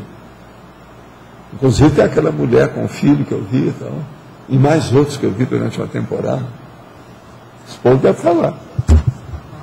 Por isso que eu estou tratando bem todo mundo que chega. Aquela noivinha que chegou aqui, não sei lá quem é. Mas não despreze o mendigo que está na sua porta, pode ser o JC, né? Esse círculo de relação do pessoal do planeta dele vai ajudar ele em contato ou não? De qualquer maneira ele vai se encontrar com ele. Os afins se atraem. Presta atenção. Quem é que vai ter mais afinidade com esse cara, se não da terra dele? Está na cara que eles vão se encontrar. Os afins se atraem, João. Não precisa de fazer nada. Solta, que ele acaba. Valdo, Quinoa, eles foram para lá, tinha a ver com o processo da água? De que água? Da Finlândia. Até um certo ponto. Eu acho que isso influiu, sim. Ele tinha um problema com água muito sério. É água e coisa redonda, o problema da prosêmica. Era um problema sério para ele. Mas a Finlândia teria mais alguma coisa? Assim, tem. A Finlândia tem um dos melhores processos de educação do planeta. Educação, né? Presta atenção nisso. Mas não é só isso, tem outras coisas. O próprio Juarez estava falando que ele tem muito interesse nas coisas da Finlândia, que é uma opção de coisa lá que vale a pena estudar. Ele estava me falando aí. O que é que você falou sobre o processo da Finlândia que te interessa? Fala aí para a turma, para mim. Pega o microfone aí. É você. Você. Fala aí, o que é que tinha que você acha da Finlândia que é interessante? Você lembra o que você falou? Lembro. Sobre a Finlândia, a filosofia do direito está me interessando muito. Filosofia do direito, presta atenção, gente. Autores de ponta nessa matéria. Autores de ponta. Agora veja, a Finlândia é lá do local que eu já falei que tem aquele nosso amigo, que está estudando as coisas sobre consciência. Um dia pode ser que vai aparecer. É lá para aqueles lados. Então pensa bem, ele está falando de filosofia, que é justamente o processo da consciência do nosso amigo. E esse nosso amigo é o Anaximandro. Quer dizer, não é pouca porcaria, né? É caso sério. Mas, de modo geral, então, vocês estão entendendo, né? Depois dessa. Quem é que quer ser candidato a pré-mãe? Aí levanta a mão. Não é isso? Vamos ver o que é que vai dar, né? Sabe lá o que vai acontecer? Eles vão aperfeiçoar isso. As coisas vão melhorar cada vez mais, né? Daqui para frente. Mas eu acho que eles vão fazer muita experiência. Eu, para mim, tenho experiência em andamento. Eu que não sei. Professor. Sim. O senhor, ainda sobre a agudização que o senhor trouxe anteriormente, o senhor trouxe para nós uma visão geral do corpus da conscienciologia e o senhor está detalhando e aprofundando agora mais a questão do parapsiquismo. Quais seriam as próximas áreas mais importantes que o grupo teria interesse e teria uma necessidade intrínseca de compreender? Seria a própria evoluciologia, o processo, o profissionalismo? Tudo isso é evoluciologia. Quem estuda parapsiquismo está estudando evoluciologia. Sim. Não tem jeito. Uhum. Agora, o problema não é isso, não. O problema nós temos também que passar mais pente fino nisso que eu chamo de cosmoética. Por exemplo, o código pessoal de cosmoética. A gente tem que passar mais pente fino nisso. Tem que ficar mais abrangente para o povo entender mais. O ideal seria pegar o código e estudar do jeito que eu fiz com o conscienciograma. Entende? Esmiuçar tudo. O da própria pessoa que você fala. Porque cada um é diferente do outro. Sim. A rigor, se você for levar, tendo a exaustividade do detalhismo, nenhum código pessoal de cosmoética é igual ao outro. Que as pessoas precisam de nuances ou detalhes diferentes de melhoria.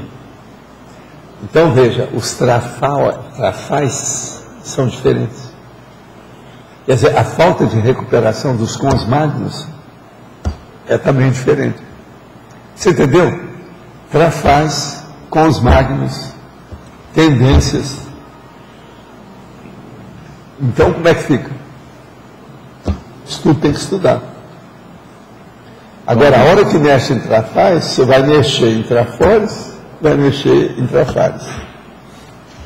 Então, como é que fica? Tudo isso também tem que estudar. Aí vai entrar totalmente aqui a neossinapsologia, vai mexer em tudo na pessoa, por causa da lucidez. Você está começando a entender como o negócio vai ficando cada vez mais complexo. Mas dentro de um ponto só, sem sair do lugar. Eu sempre ali. Agora você puxa para cima, porque não expandiu. O negócio está no mesmo lugar. Isso é terrível pensar por aí assim. Por isso tem muita coisa para ser estudada. Eu não sei ainda o que eu vou fazer na próxima vida. Você está entendendo? Mas vai ter uma opção de coisa que eu não vou colocar na enciclopédia agora. Eu mesmo tenho coisa que eu sei que eu não vou pôr. Agora, então, veja bem, o que eles não vão ter também para fazer? Muitos vão ter que vir aqui para trabalhar com isso. Agora, você já pensou? Vai começar a pormenorizar tudo. Então, é tudo na base do micrótono. É a nanotecnologia. Entende? Picotar tudo. Enfim, o fim de vocês é a picotagem evolutiva. Vocês não têm por onde fugir. Vão ter que picotar tudo. Te virem. Você acha que você vai fazer um revezamento com o enumerador agora em relação a esse trabalho? Eu não sei, porque a gente nunca sabe isso aí. E outra coisa, nem eles sabem. Só daqui uns tempos, quando a gente estiver lá, umas coisas acontecerem, você tem que lembrar que são os parafatos que orientam as parapesquisas. Porque, tirando você, o que está mais afim com o trabalho é o enumerador. Né? Assim, esse é o trabalho. Mas é que tem outras coisas que ele mexe. Você tem que lembrar que ele é chinês.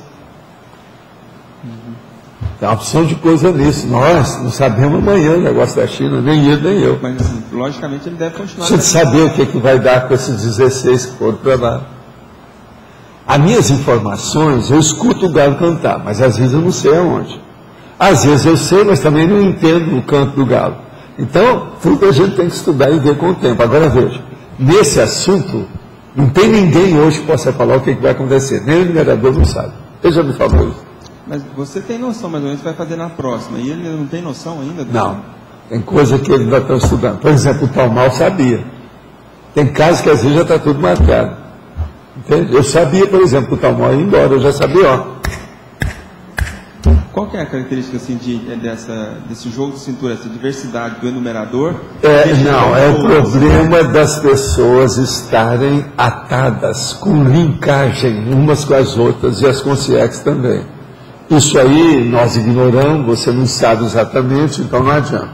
Num caso desse, por exemplo, o meu caso, para deslindar isso, seria perguntar para ele, foi o que eu fiz. Ele falou assim, não adianta nada, agora nenhum de nós sabe. Não adianta falar. Então tem muita coisa em andamento que está quente. Tem que esfriar os processos todos. Isso não está na nossa mão. Agora é lógico que essa turma mais avançada, mais evoluída, tem todos os planos A, B, C, ômega. Então uma coisa, só complementar, uma coisa que eu sempre tive dúvida, no caso a gente vê, tirado as devidas proporções, o caso do Emmanuel, que estudou praticamente, o extrafísico dele foi mas o Emmanuel está preso por causa do processo do Evangelho e J. Cristo. É mais ou menos a mesma coisa? Ele estava na cara, né, tudo preso. Mas tem uns, por exemplo, que são muito mais superficiais. Por exemplo, André Luiz, que é o Carlos Chagas. A gente não sabe como é que é, ele está envolvido com uma opção de coisa. Por exemplo, tem casos que eu queria saber, por exemplo, o Origó. Você não acha que seria bacana saber o que aconteceu com ele? Mas a hora que eu toquei no assunto, fora do corpo com ele tirou o corpo fora. Ele não queria nem lembrar da vida dele. Ele ainda é consciente?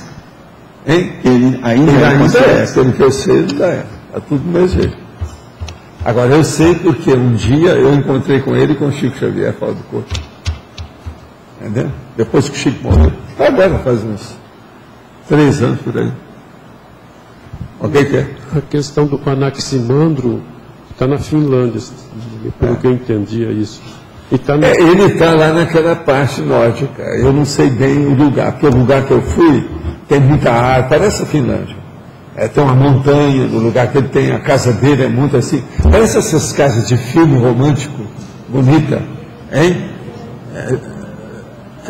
Pois é, tem uma opção de coisa nesse sentido.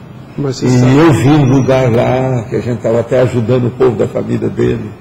Mas você não tem certeza? Tinha o escritório dele também, muito bem arrumadinho. Porque eu pensei que estava no meio desse povo todo o Anaximandro da Finlândia. Não, esse cara, ele está escondido. Ele está trabalhando, mesmo escritor. É daqueles que se infugam para poder escrever.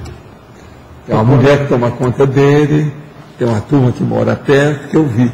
Agora, eu quis voltar lá, eles me cortaram, falaram, não, deixa para lá, não entra. Eu estava vendo também que ele foi filósofo, matemático, astrônomo, político, foi um monte de coisa. Né, ele foi o primeiro desse povo todo. Pré-socrático. O Anaximandro foi antes do Tales. Pré-socrático. Foi antes do Tales. Tales era o meu gato, você sabe? Nosso gato. Tales de muleta. Você não sabe o que ele está fazendo hoje. Não, eu não sei nada. Eu só sei que ele está envolvido com um processo de consciência. Eu estive lá, vi fora do corpo, nessa vida. Você está entendendo? E atendi também um povo lá projetado. Agora fui lá, tinha gente comigo, tudo comparador, alto nível, e eu vi que era o Anaximandro. Agora, quem descobriu que era fui eu. Eu senti pelas minhas coisas. Esse negócio meu, né? E fora do corpo, às vezes, é um perigo. Não chega perto de mim, porque senão eu vou falar, opa, você é da CIA. E você já foi da Grécia também. Agora, você não sabe a condição dele evolutiva hoje? Não, eu acho que ele está na base, assim, de filósofo. Mas eu não sei o nível. Seria, por exemplo, igual a Adorno, seria igual, por exemplo, esse cara que eu conheci muito aí, o Claude Lévi-Strauss, entende? O Claude que morreu agora. Deve ser um cara desse estilo, assim. Mas pelo lado da filosofia. Mas ele falou... Você sabe que esse Claude que morreu, eu conheci, né? E não fui eu que fui atrás dele, não. Foi ele que veio atrás de mim. Nós estávamos viajando junto.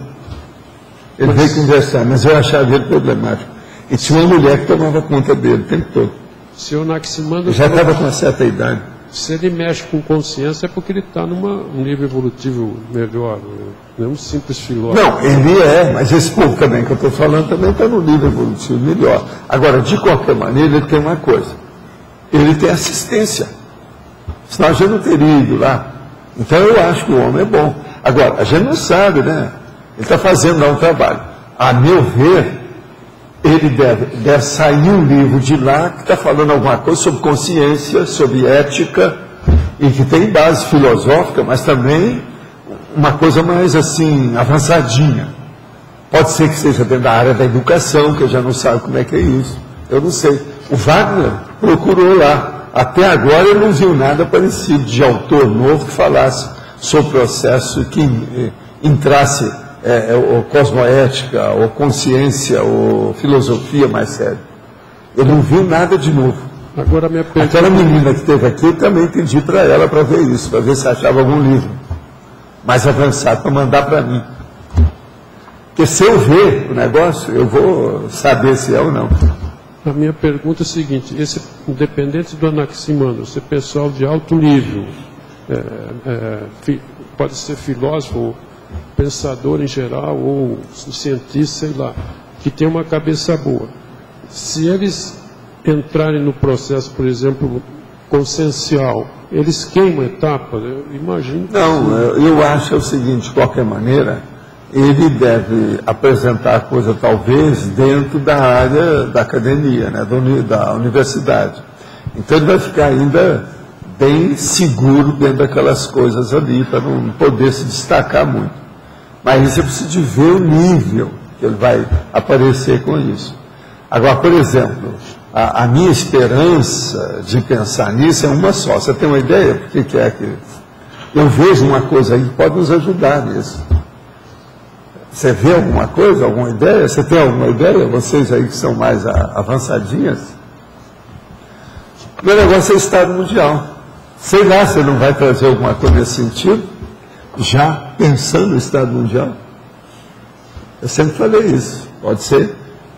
Agora, o homem, ele tem cabeça, ele não é bobo não, é ele mesmo. O cara é sério.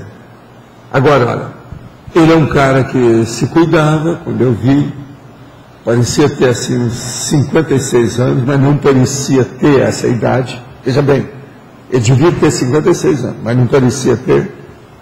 Parecia ser bem mais novo, agora branco, forte, sem curva da prosperidade. E outra coisa, uma vida regrada lá dentro das coisas dele, estudando sem parar.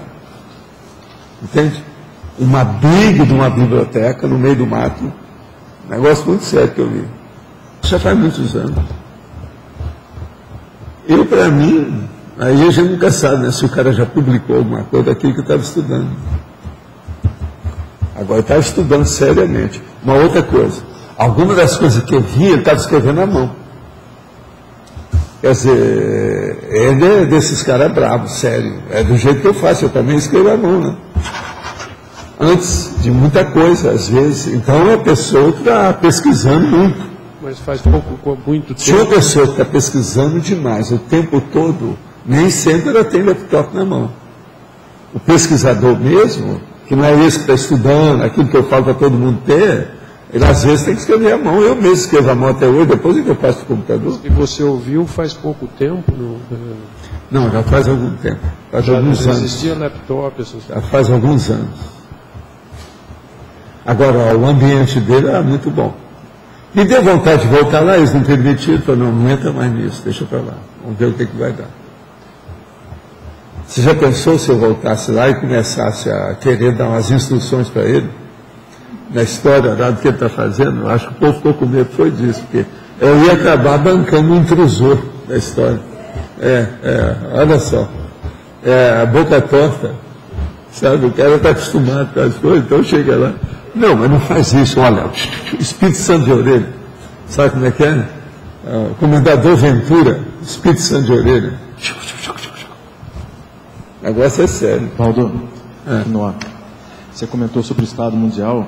Semana que vem vai ter um evento aqui em Foz do Iguaçu com a visita do primeiro-ministro do Butão, que é um país que eles estão implementando lá um índice chamado Índice de Felicidade do Planeta. E eles vão vir a Foz do Iguaçu discutir esse índice. E saiu já no jornal. É bem interessante. É justamente sobre a mudança lá do PIB, reestudar esses... Eu, se não tivesse as minhas coisas tão ocupadas, eu ia ver todas essas reuniões que tem aí em Foz. Inclusive o congresso que ele participou. Esses congressos, todo dia que vocês falam que tem congresso, dá vontade de ir, mas... Não, vale a pena, quem puder estiver aí, vale a pena ir. Vocês deviam me representar lá, sabe? Ficar de olho, gravar, marcar as coisas, levar laptop. E representa. Você sabe que uma vez lá no Rio, tinha um amigo meu que queria fazer uma equipe para mim, né, disso. Né? Participar das universidades, ver tudo que os caras estão falando para a gente atualizar. Aí eu virei para ele assim, não está precisando disso ainda, tem internet. Vamos deixar, que tudo isso vai bater na internet. E eu estava certo, né? Cabe o problema da gente querer saber tudo, como é que era. Às vezes vale a pena. Eu penso que tem muita gente aqui que perde tempo. De vir de vez em quando, está vendo os grandes eventos de Foz. Aqui é uma das cidades melhores do Brasil para isso. É onde tem mais evento. Agora, às vezes tem uns bravos, né? Igual esse que às vezes tem aí, junta 3.000 médicos, tudo um dia só. Que lá não é fácil. Valdo, deixa eu fazer uma pergunta aqui. Durante o curso intermissivo, é possível fazer uma reciclagem, por exemplo, a ponto de fazer um reajuste da paragenética da pessoa, da consciência? Não, o curso intermissivo a pessoa já mexe nisso. Pois é. Todo o curso visa isso. Mas... A base é isso. Mas agora, por exemplo, você não fica pensando que vão recalchutar, colocar numa linha de montagem, uma coisa, ninguém faz isso. Não tem jeito. Mas, é a pessoa, pela intencionalidade dela que manda. A intenção é tudo. Vocês, por exemplo, vocês têm acertado pela intenção e têm errado pela intenção. O curso intermissivo, vocês já recuperaram alguma coisa por causa da sua boa intenção. E deixar de recuperar por causa da sua má intenção. O processo tudo é isso. A gente tem que examinar isso. Judia, você está me entendendo bem o que eu estou falando? Era só sorrir. Mas eu pergunto, judia, você está entendendo bem o que eu estou falando? Então, quer dizer... Essa razão, tem. Então tem lógica a pessoa fazer o curso intermissivo e o processo do curso intermissivo ajustar ou realinhar a própria paragenética. Isso tem lógica. Não, o curso intermissivo foi feito. Isso aí é uma das coisas, entende? Uma dos motivos, dos desideratos, da meta, do objetivo dos cursos intermissivos é isso aí. Quem é que está com o microfone aí sobre a associação didática? Vocês entenderam tudo, né? Outra coisa, ninguém falou nada. Eu estou falando aqui do porão consciencial. Vocês têm medo de tocar nesse assunto? Foi por isso que ninguém falou nada? Porão consciencial. O entulho interconsciencial da subhumanidade. Essa é terrível, né? Não, entulho. Aqui, ó. Presta atenção. Entulho intraconsciencial. Esse mexeu com você, Érica, por causa do que você trabalha, né? Agora, da subhumanidade. As auto-minés dispensáveis, as taras de irracionalidade do umbigão, as remanescências trafarinas, o retardo mental do passadismo, Aí, recuperação dos cons magnos. Agora, ó, ali, ó, a apriorismose, que é o que eu estava falando aqui. Agora, ninguém tocou nesse assunto aqui. Esse é um dos mais bravos que tem aqui. E outra coisa, acontece nas melhores famílias. Isso aqui é pior, né? Aqui, ó, o que acontece mais de tudo isso que está escrito aqui, talvez seja as remanescências trafarinas. O que você acha? Né? Talvez seja, né? Hein? É por causa dos trafalhos das pessoas, todo mundo fica, né? Alguma coisa sempre tem. Ninguém vem aqui só com trafalhos. Então as remanescências é praticamente inevitável. Alguém aí quer dizer que não tem trafalho nenhum que trouxe da vida anterior? Tem alguém? Quem é que tem coragem de dizer isso? Que vai ser massacrado pelo linchamento. Não é isso? Não vai ter vaia, vai ter um linchamento contra a pessoa. Se a pessoa falar qualquer coisa disso, vai ser linchado. Valdo, pode esclarecer melhor a relação da apriorismose com o porão? A apriorismose é o seguinte, é uma das coisas mais sérias que tem, por causa da ideia inata. A pessoa vem com a ideia inata, mas suja, do sujismundismo. Está entendendo? Anticosmoético, uma coisa qualquer. Ela vem com aquilo, entra na família.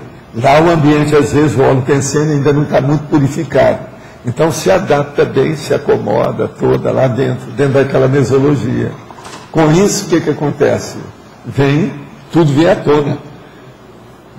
Ao refluxo da realidade da pessoa.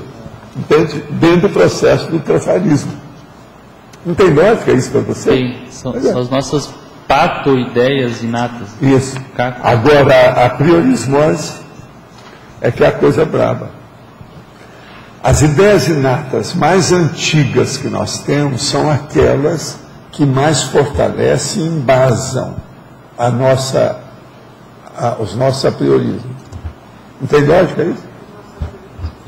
Os apriorismos. Que é aquilo que fica, está fixado. Que é uma convicção mais enraizada que você tem. Entendeu como é que é? Então isso é muito difícil sair. Por exemplo, o processo da religião é tudo baseado nisso. As pessoas que estavam de acordo comigo na questão da conscienciologia, mas que estavam no espiritismo e que não saíram devido à priorismose. Foi onde eu vi mais gente a priorista. Foi no espiritismo, no povo que eu já convivi. E Valdo? Pois é, muita gente me seguiu. Esses mudaram tudo, fizeram a renovação, uma reciclagem assim, de cima a baixo. Mas muita gente ficou. Tinha gente que falava, não, você tem toda a razão, mas eu vou me contentar com esse nível que nós estamos aqui. Eu me sinto melhor assim. Então, veja, não está preparado para nada. Agora eu virava para a turma lá e falava assim, ele não tem curso intermissivo. E realmente não tinha. E no nosso caso, tem ainda alguma priorismose que a gente está errando mais, assim, mais séria? Tem, eu já falei aqui. Qual que é que eu falei? Poder. Agora, tem gente que está fazendo muita força. Atrás de você aí tem um cara chamado Roberto. Ele está fazendo uma força danada. Sim. Você está entendendo? Cadê esse negócio de poder? É ou não é, Roberto? Fala a verdade. É verdade. Olha lá, tá vendo? Ele reconhece na hora. Ele não faz greve por causa disso. Agora, eu não posso falar greve, tem que falar greve. É mais autêntico. Greve. Ele não faz greve por causa disso, tá certo? Faz força. Mas não é fácil. Não é fácil. Agora, Roberto, a pior coisa que tem no poder é quando a pessoa vem com poder. De novo. A maioria aqui está nessa, não é só você não. A maioria, nós todos. A gente tem que pensar muito. Desde o poderzinho pequenininho até o grandão. Tudo aí, ó. O negócio está aqui. São os vários níveis de poder. De modo que a coisa é grave, não é só grave, é grave. A gente tem que pensar muito. Para não gravitar para o lado errado. Tem que gravitar para o lado certo. Entendeu? É um processo aí. Grave, greve. Tá certo? E a gravitação. Tudo no mundo é um problema de gravitação. O que é um caso de reciclagem? É uma gravitação. Mudou de órbita. situação toda é essa. Então tem gente aqui que é lunático, tem que mudar de órbita. Não pode estar rodando em torno da Lua ou qualquer coisa tipo lunático. Selenita, é isso? Tem que ir para a coisa mais avançadinha, solar, é isso? Nossos comerciais, por favor. Obrigado. As pontuações da abertura de hoje: 109 assinaturas no livro de presença, 29 perguntas presenciais, 13 votos online e uma pergunta respondida online. Tivemos problemas técnicos com o e-mail e, em virtude disso, baixo o número de perguntas online. Trabalharemos de hoje para amanhã no sentido de reverter essa situação para ter o tertuliano participar mais ativamente. Teremos apenas o recado da Thelma sobre o acoplementário. Boa tarde a todos. Gostaria de convidá-los para o próximo acoplamentário, que acontece na próxima semana, de sexta a domingo, dos dias 20 a 22 de novembro. A temática do próximo acoplamentário vai ser Conviviologia, com os epicons Frederico Ganem e Felipe Mansur. É um curso sem pré-requisitos, nós ainda temos vagas. Quem quiser mais informações é só ligar na recepção do CAEC no telefone 45 3525 2652. Obrigada. Para amanhã foi eleito o verbete Identificação do Padrão, com 16 votos. Obrigado, uma boa tarde e até amanhã.